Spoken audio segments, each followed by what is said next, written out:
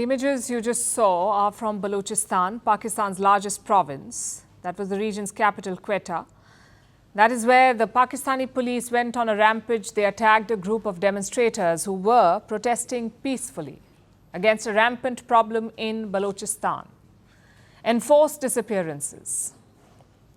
A lot of people have gone missing over the past few years. The protesters were asking for their return. Among those missing are students and a man called Zahir Ahmed Baloch. His disappearance was the trigger for the latest demonstrations. Zahir Ahmed Baloch was allegedly abducted on the 27th of June. His family wants to know his whereabouts. So they've been demonstrating for days. Yesterday was the 11th day of demonstrations in Quetta. There was no response from the government, so some protesters decided to move to a different part of town, known as the Red Zone.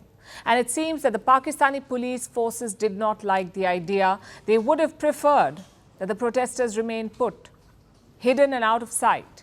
So the police decided to push them back by resorting to violence.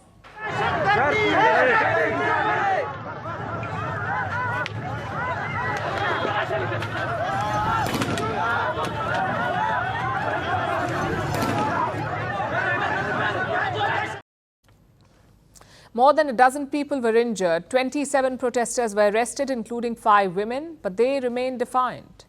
Because this doesn't compare to what usually happens.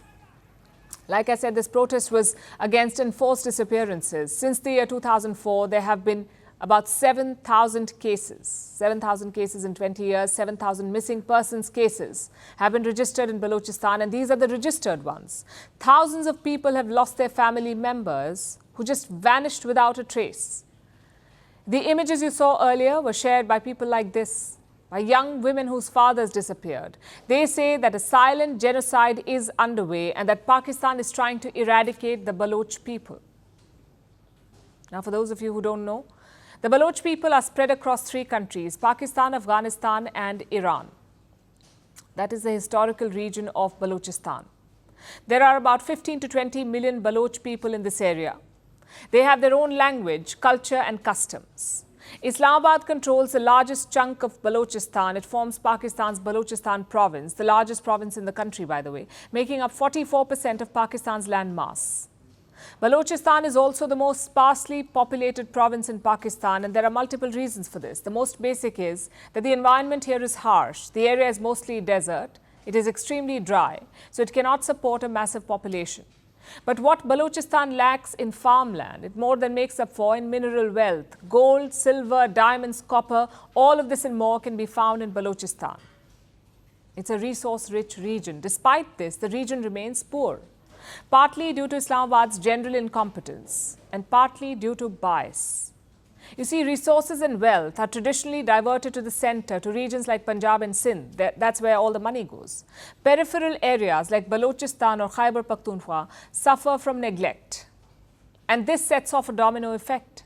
Residents of the neglected areas feel like second-class citizens in Pakistan. They rise up against the Pakistani state, often in the form of militant organizations. So Pakistan ends up creating its own problems and then tries to clamp down on them with violence.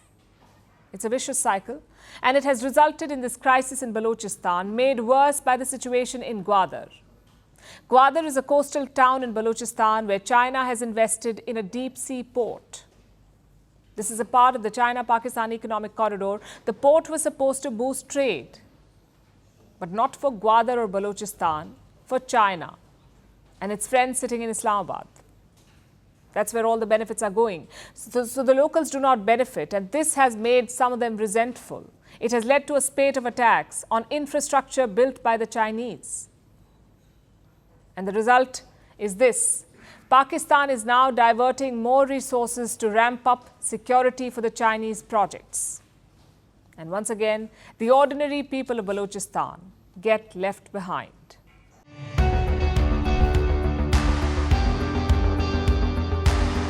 Across continents, one powerful news source. Bringing you diverse perspectives on the issues that matter.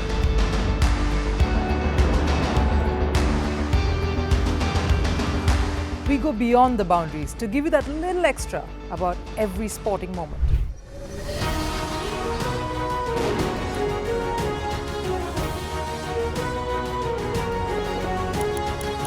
So thank you for making Firstpost 5 million strong. We're counting on your support, and you can trust us to bring you the news unfiltered and unvarnished.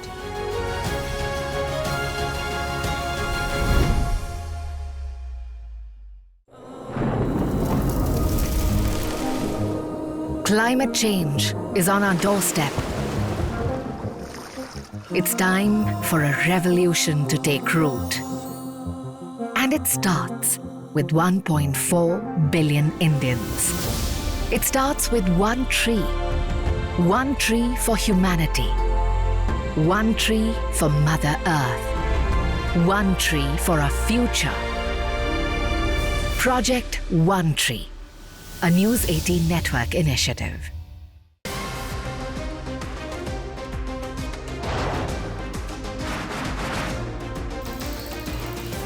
On this today, the T20 World Cup bandwagon has moved across to the West Indies. What can you expect from this? Hello, I'm